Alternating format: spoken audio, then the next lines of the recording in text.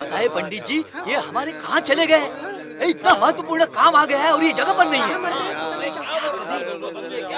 अरे, ए शूद्र, आप क्यों बोलते हैं?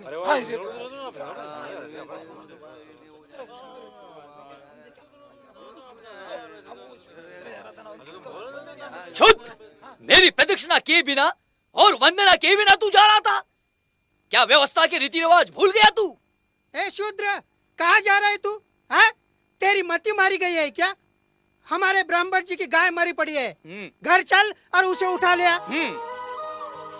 जब गाय जीवित थी तो तुम्हारी और मर गई तो मेरी। गोदान तुम लेते हो, गाय का दूध तुम पीते हो और मरी गाय मैं उठाऊं? मूर्ख, ब्राह्मण से भी बात करता है? अरे चमड़ी तो तू ही लेता है ना, और गोमांस भक्षण भी तो तू ही करता है? ब्राह्मण देवता, इतनी दया दिखलाने की आवश्यकता नहीं है। ऐसा करो, इस बार चमड़ी भी तुम ही रखो और गोमांस भी तुम ही खाओ।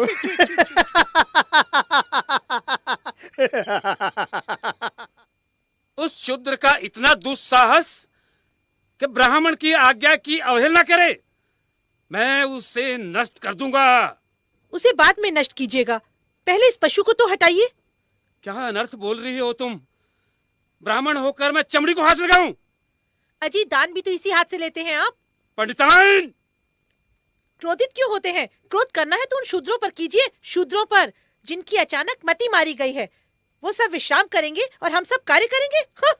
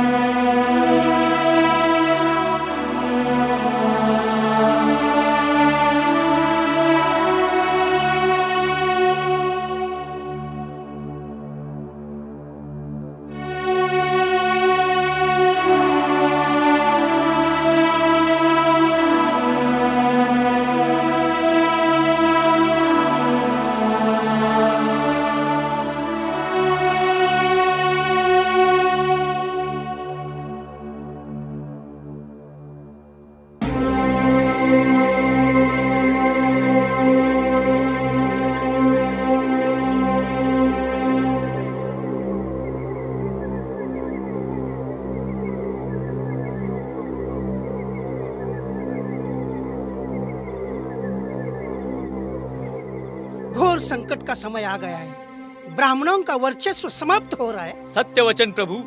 सूर सुरा सुंदरी क्या दीन थे, अब तो सब कुछ एक स्वप्न सा प्रतीत हो रहा है। पहले हम इन शूद्रों को अपने से दूर रखा करते थे, लेकिन अब वही हमसे दूर रहने लगे। शूद्र हमारी सेवा करते थे, आजकल वो अपने स्वयं के काम काज करने लगे हैं। अध्ययन कर रहे हैं वो लोग। भाषा और ज्ञान जिसका हमें पैतृक अधिकार था, उसे भी ये शूद्र छीन ले जाएंगे। इतना ही नहीं, वर्ण व्यवस्था समाप्त करने के लिए वे गोष्ठियां भी कर रहे हैं। वैदिक धर्म की वर्ण व्यवस्था पर गौतम बुद्ध ने कुठाराघात किया है। समस्त आर्यावर्त में ऊंच नीच का भेदभाव समाप्त हो रहा है। विचार करो, अगर कोई नीच ही ना रहे तो हम ऊंच कैसे रहेंगे? खुद सत्य कह रहे हैं आप। सत्य वचन प्रभु, सत्य वचन। इस तरह से तो हमारे अस्तित्व पर ही प्रश्न चिन्ह लग गया है। इस विपदा से हमें एक ही महापुरुष बचा सकते हैं, वो है हमारे मनु महाराज। उचित कह रहे हैं आप। चलो, हाँ, चलो चलते हैं। चलिए चलते हैं।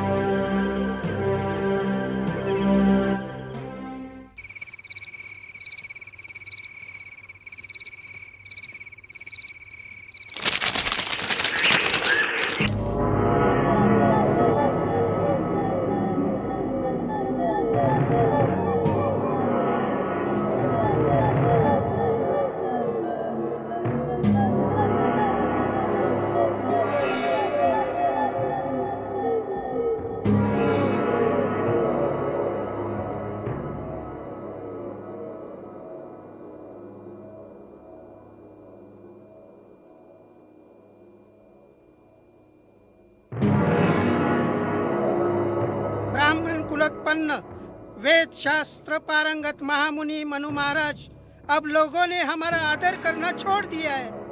महाराज, हमारे आदेशों की अवहेलना करने लगे हैं ये लोग। शूद्र तो हमारे सामने गर्व से तनकर चलते हैं। हमारे जीवन यापन का कोई साधन नहीं रहा, कोई दान दक्षिणा नहीं देता। भूखों मरने का समय आ गया है। हमारे वैदिक धर्म का किसी को भय ही नहीं रहा महाराज। बुद्ध के इस धर्म से हमारा विनाश हो रहा है महाराज, विनाश। हमारा और आपका वर्चस्व समाप्त हो जाएगा। ब्राह्मण धर्म, वेद शास्त्र और पवित्र पुराण प्रभावहीन हो जाएंगे महाराज। वेदों को मिथ्या समझने वाले ब्राह्मण धर्म के शत्रुओं, ब्राह्मण जाति के श्रेष्ठत्व को स्थायी रखने के लिए मैं ऐसे दंड विधान की रचना करूंगा कि कोई भी ब्राह्मण के सम्मुख शीश उठाकर चलने का दुस्साहस नहीं करेगा। मैं मनु वेदों को प्रमाण मानकर ऋषि परंपरा के वचनों को नियमबद्ध करता हूं।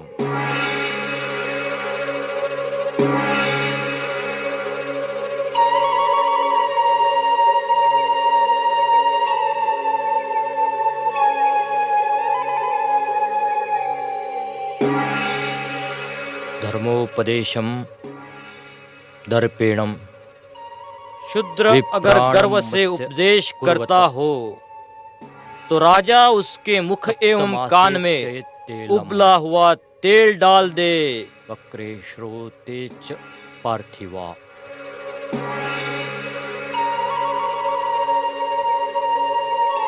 केनचिद अंगेन।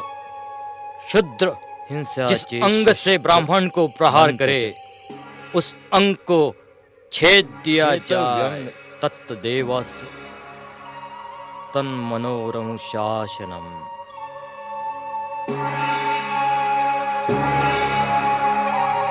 पाणी मुद्देम दंड। ब्राह्मण को मारने हेतु वो अगर हाथ या लकड़ी उठाता है तो उसका हाथ तोड़ना उचित। ग्रह गोपात।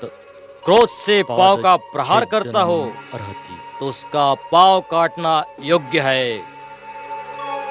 ब्राह्मण के साथ आसन पर शूद्र बैठना चाहे तो उसके कमर पे तप्त लोहे से चिन्ह करे तथा राज्य के बाहर निकाल दे, अथवा वह न मरे इस हिसाब से उसका कुल्हा काटे। गर्व से थूक कर ब्राह्मण का जो शूद्र अपमान करे उसके दोनों होठ राजा काट दे। उसके सामने अगर मूत्रोत्सर्ग कर अपमानित करता है तो उसका शिश्न काट दे, और उसके सन्मुख पातता है तो गुदा काट दे।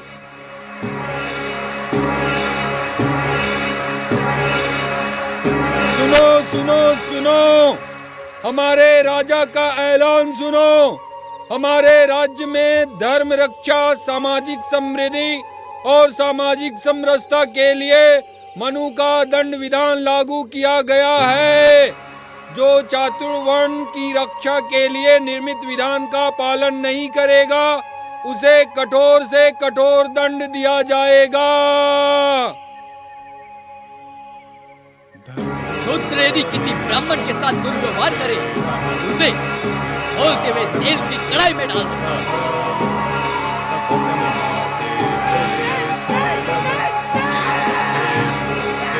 यदि शूद्र ने ब्राह्मण की ओर देखने की दुष्टता की तो उसकी आंखें फोड़ दो।